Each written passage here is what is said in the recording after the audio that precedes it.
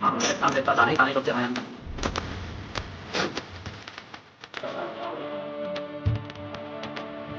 Kung bahan kayo nararamdaman nama, sumasabi ang nama, ang nararamdaman nama, kung sino nararamdaman nama, ang tingin ng nama, yung tapyo nama, yung tapyo nama, yung tapyo nama, yung tapyo nama, yung lumamit ko nama, yung tapyo ko nama. Kung gusto rin mahalin ako, ang nakatutunan nila ang diba.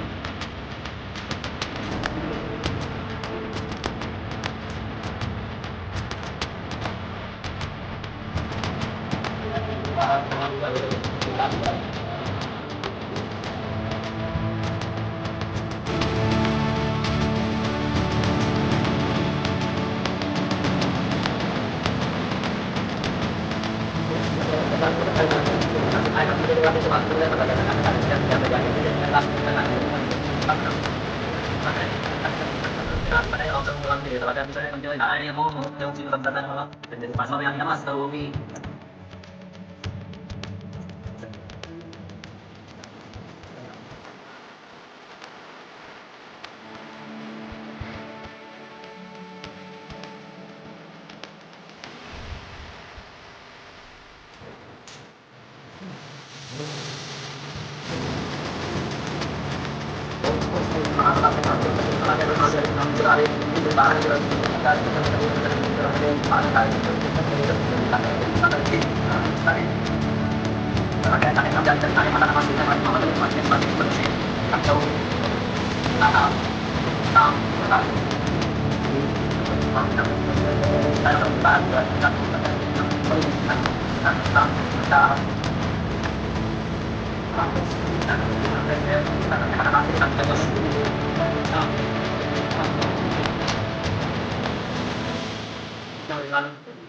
Tapos na das? Mawaya. Oh, panjang sa bayani na pero sa sa tagaya ta sa bayani na mas luloy sa ko din sa bayani. Es mo gabi. Malalang.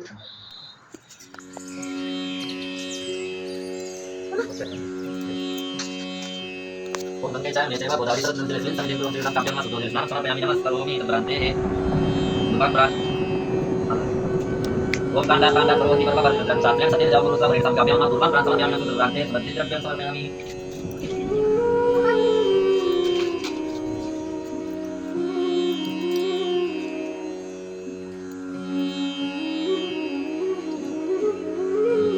Dewi mo sabi tatlong yan.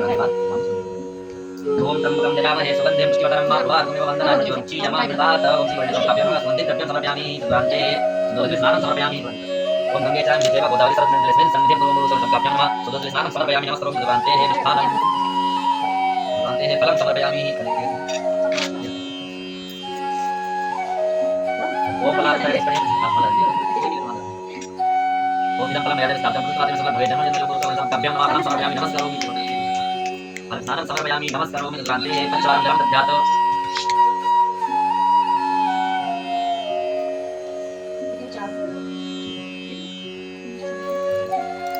Sa bagay sa kabyang mga kalang sa kapayami namas karomi tadurante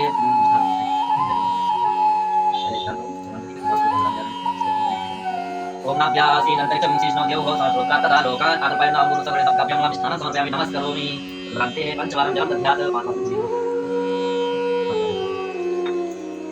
Om jana swaha Om kapana swaha Om samana swaha Om tana swaha Om sarva swaha jane jane kurta usum jalam sa kapayami namas karomi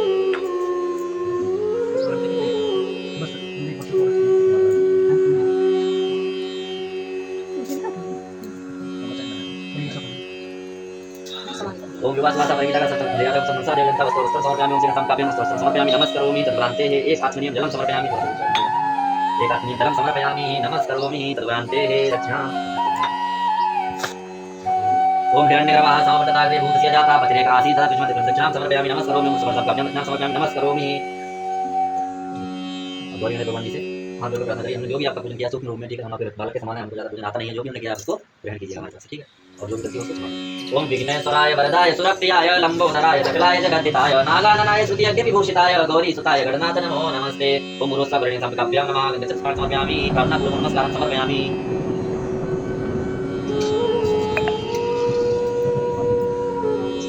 अनेन श्री गणेश भगवान गौरी माता पूजनम कृत्वा श्री भगवान प्रियताम नमः।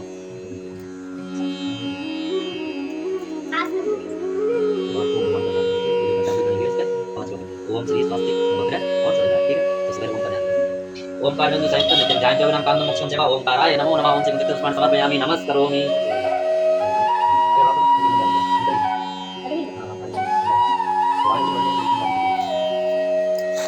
प्रान्ते मिष्ठान्नं फलं समर्पयामि फलम्। ओम नाभ्या आशीनं त्रिचं शीष्णव्यो सोत्रा तथा लोकान् आकल्पयन् सर्वस्य शान्तो भवनं। ओम पंचामृत समर्पयामि नमस्करोमि। पंचामृतं समर्पयामि नमस्कृताब्दे शुद्धोदके स्नानं समर्पयामि। ओम गंगे च यमुने चैव गोदावरी जलेस्मिन् सन्निधिं कुरु शुद्धोदके स्नानं समर्पयामि नमस्कृतान्ते सर्वरिष्टपिशाचो मुक्तिदे। ओम श्री सदेलक्ष्मी चावज्ञा बहुरात्रे पार्श्वे रचना व्याकरण सर्वलोकमयकाल समादिताभ्यं नमो नमः श्रीये नमः। नमस्कारं समर्पयामि नमस्करोमि शुक्रान्ते मिष्ठान्नं समर्पयामि फलं समर्पयामि। ओम श्रीये नमः। नमस्कारं समर्पयामि नमस्कृतान्ते पंचामृत स्नानं समर्पयामि। पंचामृतं समर्पयामि शुक्रान्ते शुद्धोदके स्नानं समर्पयामि। ओम गंगे च यमुने चैव गोदावरी जलेस्मिन् सन्निधिं कुरु सर्वरिष्टपिशाचो स्वास्थ्य भगवान का ध्यान कीजिएगा। ओम सत्यनारायण समर्पयामि नमस्करोमि शुक्रान्ते मिष्ठान्नं पंचामृतं समर्पयामि नमस्करोमि।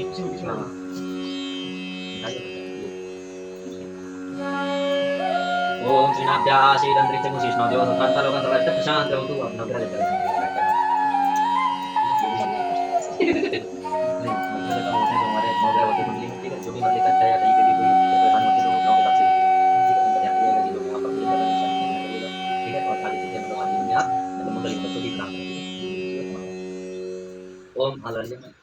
ओम ब्रह्माम्रारीस्तभ्रांतकारी भानुषसी ओम सुतो वदश्च गुरुश्चतुक्रात्मविराव केशवा सर्वे ग्रहाः शान्तिकरा भवन्तु। ओम श्री नवग्रह देवताभ्यो नमः। गन्धपुष्पाणि समर्पयामि नमस्करोमि। प्रार्थनापूर्वकं नमस्कारान् समर्पयामि नमस्करोमि।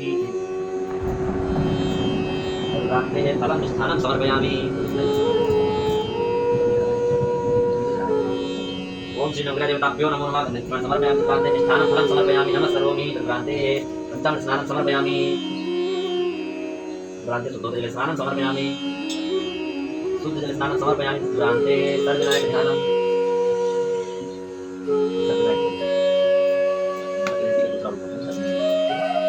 ओम विघ्नेश्वराय वरदाय सुरप्रियाय लंबोदराय सकलाय जगद्धिताय नागाननाय तृतीय विभूषिताय गौरीसुताय गणनाथ नमो नमस्ते। ओम श्री षड्विनायक देवताभ्यो नमः। गन्धपुष्पाणि समर्पयामि नमस्करोमि। प्रान्ते मिष्ठान्नं फलं समर्पयामि नमस्करोमि।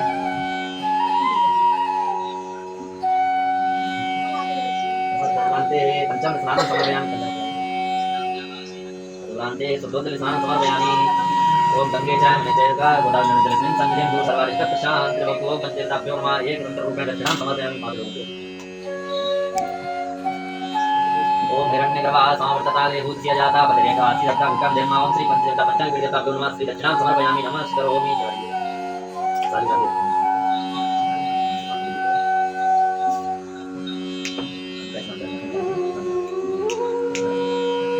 पंचामृतं मयादि च प्रयाति सर्गस्नानं सम्पत्तिरहितां श्री सारीनां देवताभ्यो नमो नमः। पंचामृतं समर्पयामि। शुद्धोदके स्नानं समर्पयामि।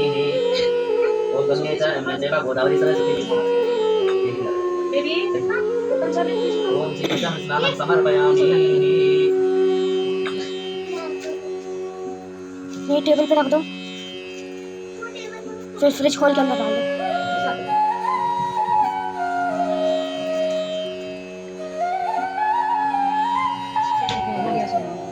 नीचे रख दो।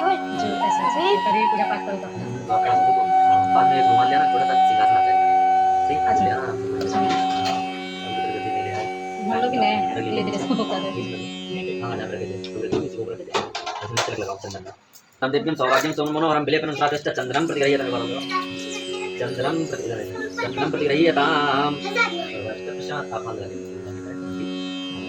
चंद्रं समर्पयामि। तद्रान्ते पूर्वं पुराणं समर्पयामि। ओम कान्तात् पर्वन्ति भगवद्गीताशास्त्रे सर्वं श्री सारीनां देवताभ्यो नमो नमः। पूर्वं पुराणं समर्पयामि। तद्रान्ते पंचामृतं समर्पयामि। श्री शुद्धोदके स्नानं समर्पयामि।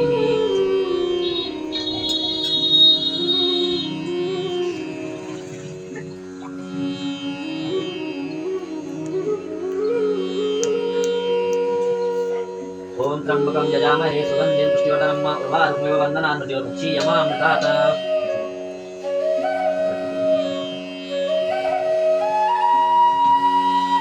प्रशांत दुरांते मिष्ठानं फलं समर्पयामि। ओम नाभ्या आशीन अंतरिक्षं शरीरं पूर्वयं तो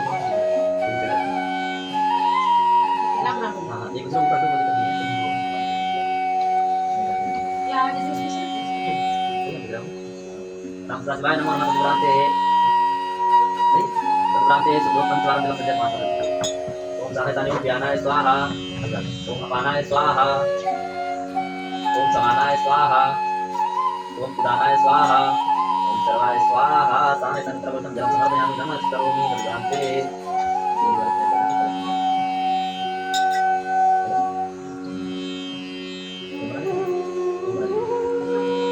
ओम मुक्तिनायन्द्रो वनत्रवाः स्थिना पूतस्नो वेतले दधातु। शिवाय नमो नमः सर्वस्य प्रशान्तिर्भवतु।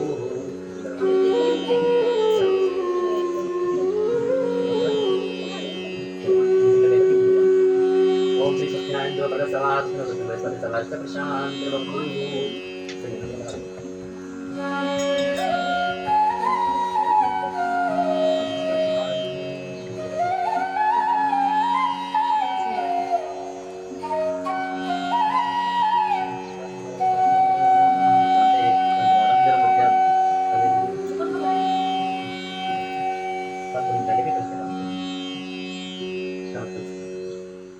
ओम नाभ्या आशीन अंतरिक्षं शीर्ष्णो देवो श्रोत्रा तथा लोकान् आकल्पायन् नाम सहस्रान् नमो नमः सर्वष्टकृष्यताभ्यो नमो नमः पार्थवर्म्यान्तर्गते मार्गजलं प्रत्यादि। ओम तुंगे च महे सेवा कर गोदावरी सन्निधिं कुरु सर्वस्य प्रशान्तिर्भवतु। ओम हिरण्यगर्भः सामर्थताले भूतस्य जातः पतिरेका सत्काव्यं दक्षिणां समर्पयामि नमस्करोमि सर्वस्य प्रशान्तिर्भवतु।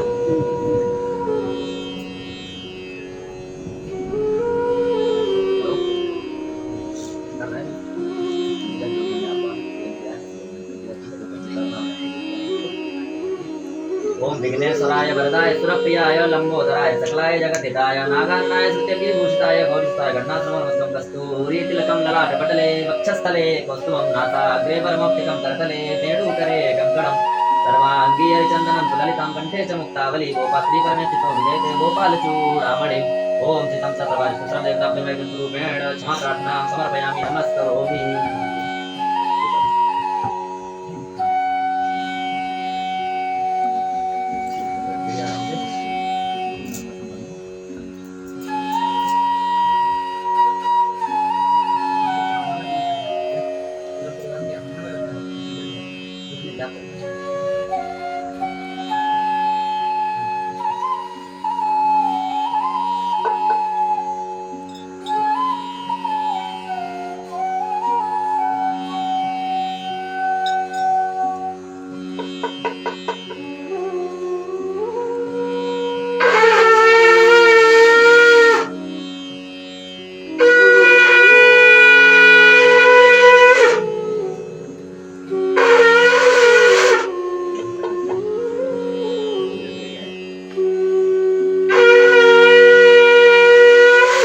सत्यनारायण भगवान की जय।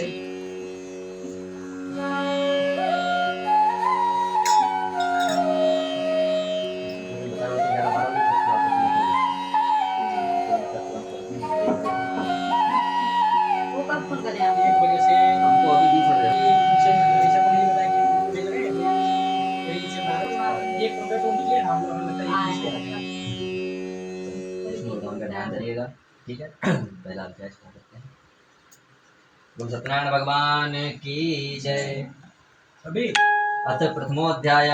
महामुनि व्यास जी ने कहा, बहुत समय पहले नैमिषारण्य तीर्थ में सौनकादि 88,000 ऋषियों ने पुराण वेत्ता श्री सूत जी से पूछा, हे सूत जी, इस कलयुग में वेद विद्या रहित मानवों को ईश्वर भक्ति किस प्रकार मिलेगी तथा उनका उद्धार कैसे होगा? हे मुनिश्रेष्ठ, ऐसा कोई व्रत अथवा तप बताइए जिसके करने से थोड़े समय में पुण्य प्राप्त हो तथा मनवांछित फल भी मिले।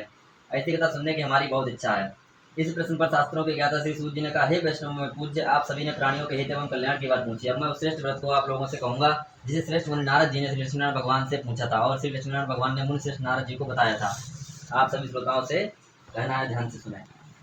मुनि श्रेष्ठ नारद दूसरों के कल्याण हेतु सभी लोकों में घूमते हुए एक समय मृत्यु लोक में आ पहुंचे। यहाँ बहुत सी यवनियों में जन्मे प्राय सभी मनुष्यों को अपने कर्मानुसार अनेक कष्टों से पीड़ित देखकर उन्होंने सोचा कि किस यत्न के करने से इन प्राणियों के कष्ट का निवारण हो सकेगा। मन में ऐसा विचार कर श्री नारद जी विष्णु लोक गए। वहाँ श्वेत वर्ण और 4 भुजाओं वाले देवों के ईश नारायण भगवान जिनके हाथों में चक्र, शंख, गदा और पद्म थे तथा वरमाला पहने हुए थे, उनको देखकर उनकी स्तुति करने लगे। नारद जी ने कहा, हे भगवान, आप अति शक्तिवान हैं, मन तथा वाणी भी आपको नहीं पा सकती, आपका आदि मध्य अंत भी नहीं है, आप निर्गुण स्वरूप सृष्टि के कारण भक्तों के कष्टों को नष्ट करने वाले हो, आपको मेरा सत सत नमन है।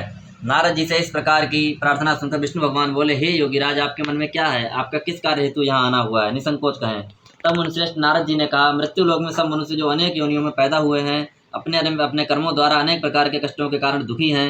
हे स्वामी, यदि आप मुझ पर दया रखते हैं तो बताइए कि उन मनुष्यों के सब कष्ट थोड़े से ही प्रयत्न से किस प्रकार दूर हो सकते हैं। हे विष्णु भगवान।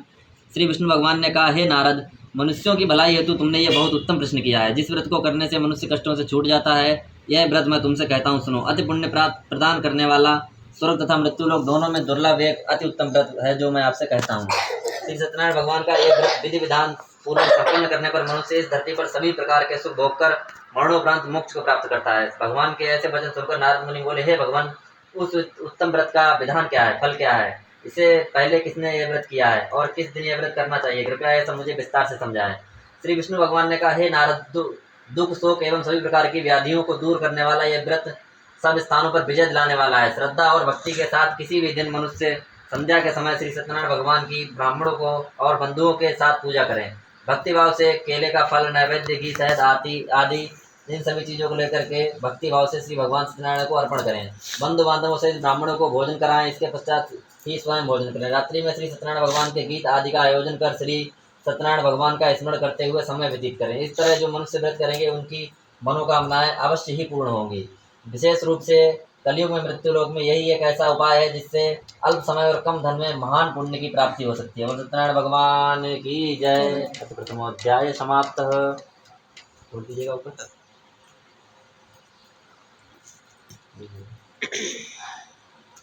अथ द्वितीयोध्याय। महान संत सूत जी बोले, हे ऋषियों, जिन्होंने प्राचीन काल में इस व्रत को किया है उनका इतिहास मैं आप सबसे कहता हूँ, आप सब ध्यान से सुने। अति सुंदर काशीपुरी नगरी में एक अति निर्धन ब्राह्मण वास करता था।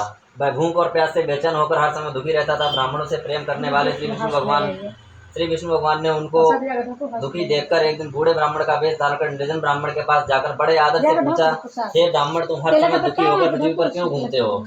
हे श्रेष्ठ ब्राह्मण, अपनी व्यथा मुझसे कहो, मैं सुनना चाहता हूँ। कष्टों से घिरे उस ब्राह्मण ने कहा, मैं निर्धन ब्राह्मण हूँ, भिक्षा के लिए पृथ्वी पर मारा फिरता हूँ।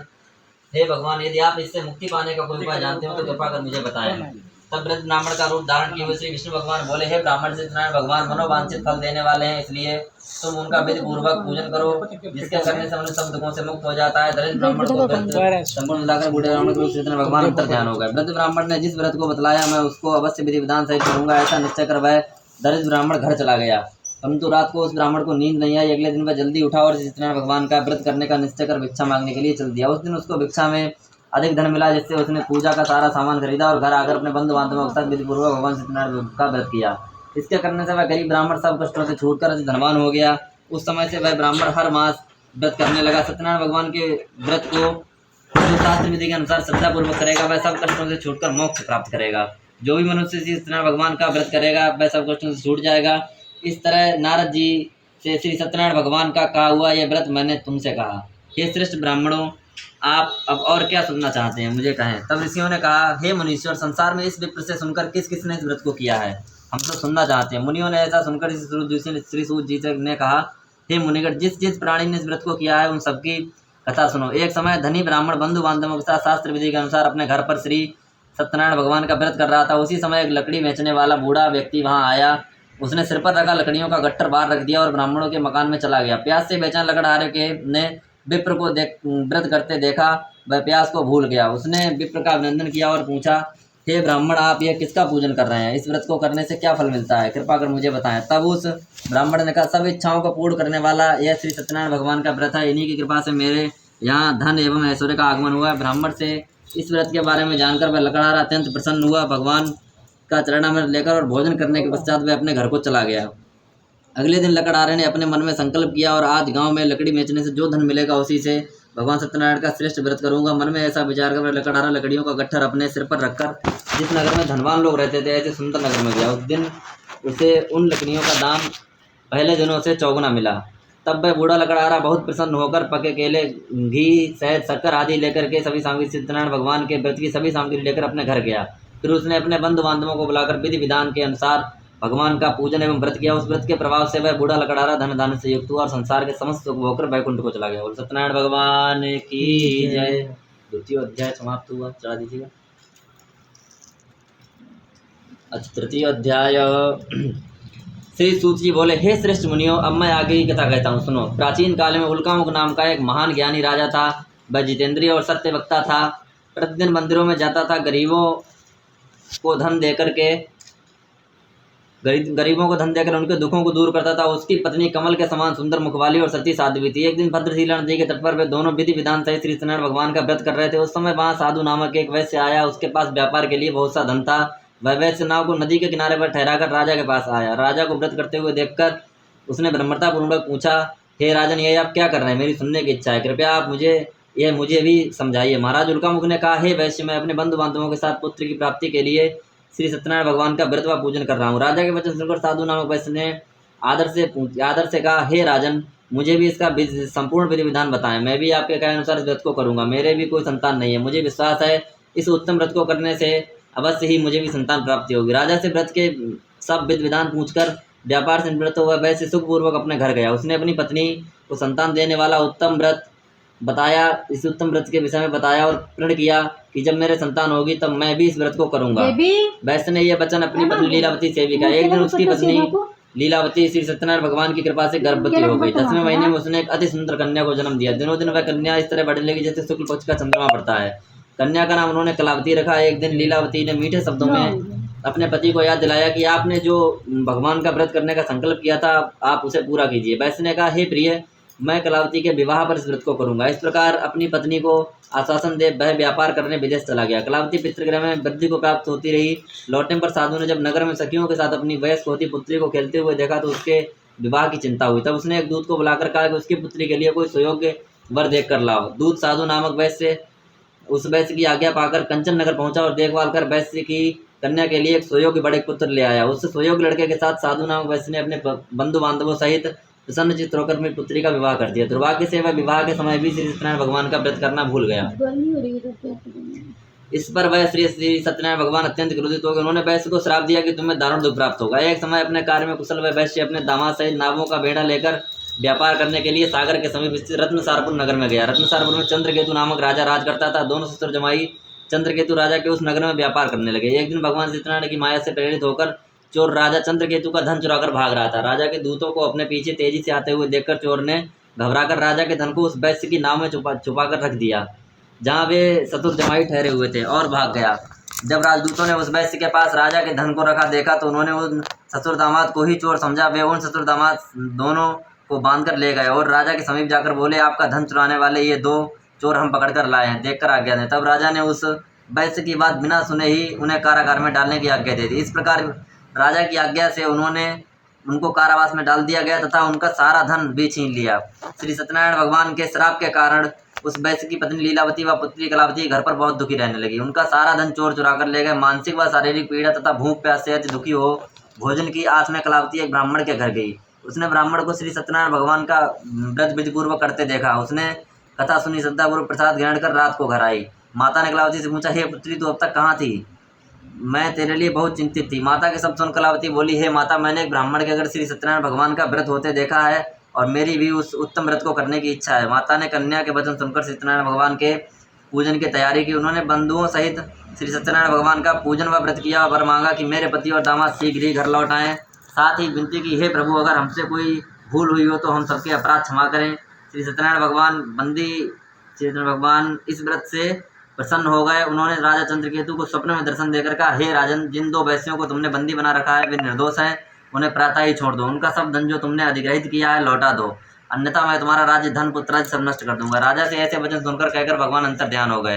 प्रातःकाल राजा चंद्रकेतु ने दरबार में सबको अपना स्वप्न सुनाया और सैनिकों को आज्ञा दी कि दोनों वैश्यों को कैद से मुक्त कर दरबार में ले आओ। दोनों वैश्यों ने आते ही राजा को प्रणाम किया। राजा ने कोमल वचनों में कहा, हे महानुभावों, तुम्हें ज्ञानतावश ऐसा कठिन दुख प्राप्त हुआ है, अब तुम्हें कोई भय नहीं है, तुम मुक्त हो। ऐसा कहकर राजा ने उनको नए नए वस्त्राभूषण पहनवाया तथा जितना धन लिया था उससे दोगुना लौटाकर आदर से विदा किया। दोनों वैश्य अपने घर को चल दिए। बोल सत्यनारायण भगवान की जय।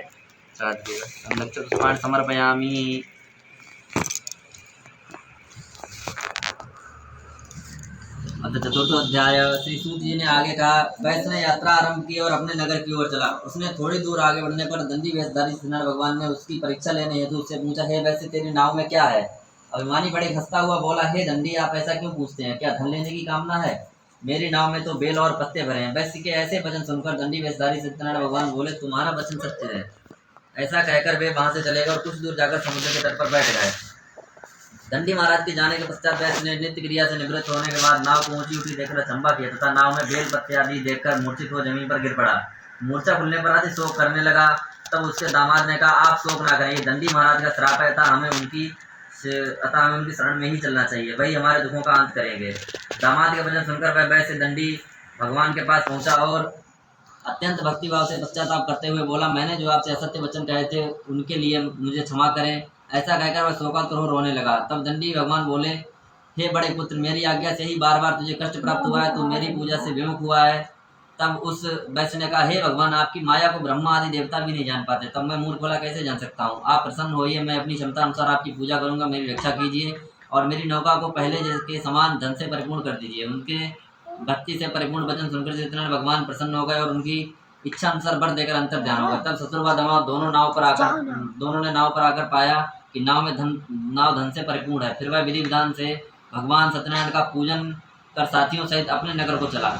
जब वह अपने नगर के निकट पहुंचा तब उसने एक दूत को अपने घर भेजा। दूत ने साधु नामक वैश्य के घर जाकर उसकी पत्नी को नमस्कार किया और कहा, आपके पति और जमाता इस नगर के समीप आ गए हैं। लीलावती और उसकी कन्या कलावती उस समय भगवान का पूजन कर रही थी। दूत के वचन सुनकर साधु की पत्नी ने बड़े हर्ष के साथ सत्यनारायण भगवान का पूजन पूर्ण किया और अपनी पुत्री से कहा, मैं अपने पति के दर्शन को जाती हूँ, तो पूजन पूर्ण कर शीघ्र आ जाना। परंतु कलावती पूजन एवं प्रसाद छोड़कर अपने पति के दर्शन के लिए चली गई। पूजन एवं प्रसाद की अवज्ञा के कारण भगवान सत्यनारायण ने रुष्ट होकर उसके पति और दामाद को नाव सहित पानी में डुबो दिया। कलावती अपने पति को ना पाकर रोती हुई जमीन पर गिर पड़ी। नौका को डूबा हुआ देखकर तथा कन्या को रोती हुई देखकर साधु नामक वैश्य द्रवित हो बोला, हे प्रभु, मुझसे या मेरे परिवार से अज्ञानतावश जो अपराध हुआ है उसे क्षमा करें। उसके ऐसे वचन सुनकर सत्य भगवान प्रसन्न हो गए। आकाशवाणी हुई, हे वैश्य, तेरी पुत्री मेरा प्रसाद छोड़कर आई है, इसलिए इसका पति अदृश्य हुआ है। यदि वह घर जाकर प्रसाद ग्रहण कर लौटे तो इसका पति अवश्य मिलेगा। आकाशवाणी सुनकर कलावती ने घर पहुंचकर प्रसाद ग्रहण किया और फिर आकर अपने पति को पूर्व रूप में पाकर वह अति प्रसन्न हो गई तथा उसने अपने पति को दर्शन दिए। तत्पश्चात साधु वैश्य ने वही बंधु बांधवों से श्री सत्यदेव का विधि पूर्वक पूजन किया और समय समय पर आगे भी व्रत पूजन कर कथा को सुनता रहा। अंत में वह इस लोक के सभी प्रकार के सुख होकर मोक्ष को प्राप्त हो। बोलो सत्यनारायण भगवान की जय।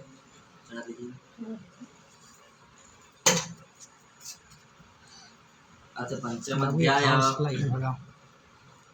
श्री सूत जी बोले, हे ऋषिगण, मैं आगे और कथा कहता हूँ। आप सभी वृक्ष के नीचे आया। वहां उसने ग्वालों को भक्ति भाव से बंधु बांधवों सहित श्री सत्यनारायण भगवान जी का पूजन करते देखा।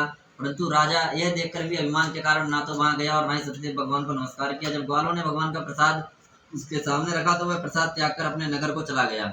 नगर में पहुंचकर उसने देखा कि उसका सारा राज्य नष्ट हो गया है।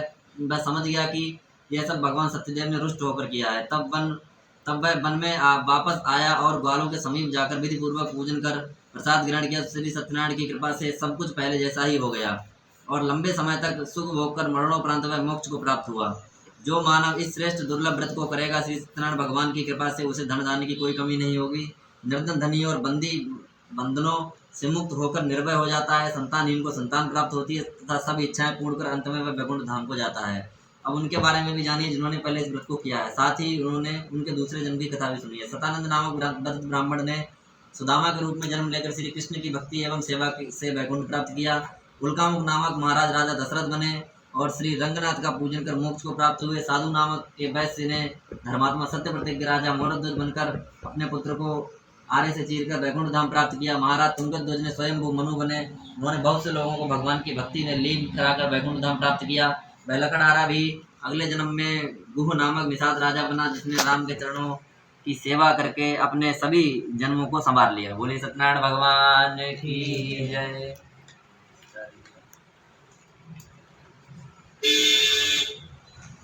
कथा संपूर्ण ही सत्यनारायण भगवान का ध्यान कीजिएगा, भगवान का ध्यान कीजिएगा। ओम शांताकारं भुजगशयनं पद्मनाभं सुरेशं विश्वाधारं गगनसदृशं मेघवर्णं शुभांगं लक्ष्मीकान्तं कमलनयनं योगविज्ञानगम्यं वन्दे विष्णुं भवभयहरं सर्वलोकैकनाथं।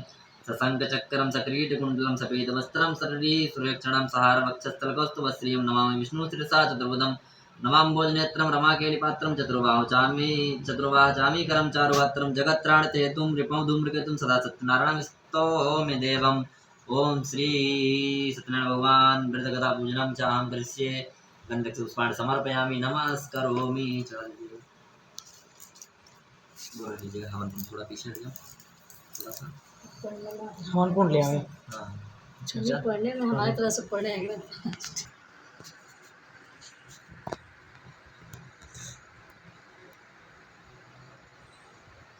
कल हमको जाना है बिजनौर जानसर से ना, बिजनौर जानसर भी जाना। प्रोग्राम है परसों सुबह से और शाम तक।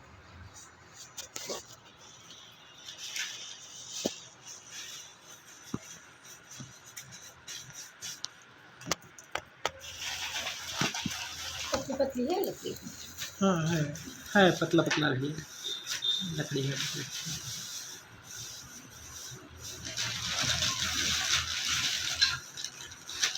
अच्छा अभी देते हुए ड्यूटी चल रही चिंता भी रहती है। सारे काम बिल्कुल हो जाते तो 1 बजे का हैं। ये नियम हमारा नियम रहता है, हम कहीं भी जाए नहीं और तो बिल्कुल कई सारे काम करते इनका नंबर ले लीजिए। हम्म, हैं। हाँ नंबर दे दीजिएगा। वैसे रहने वाले शाहजहाँपुर में। शाहजहाँपुर में कहाँ? शाहजहाँपुर से शाहजहाँपुर में कहाँ? कटरा गाँव सुने हैं? हाँ हाँ तो वहीं कटरा जी में, कटरा में ही एक ये है कांट है। हाँ हाँ कांट कांट कांट जलालाबाद के पास में पड़ता है।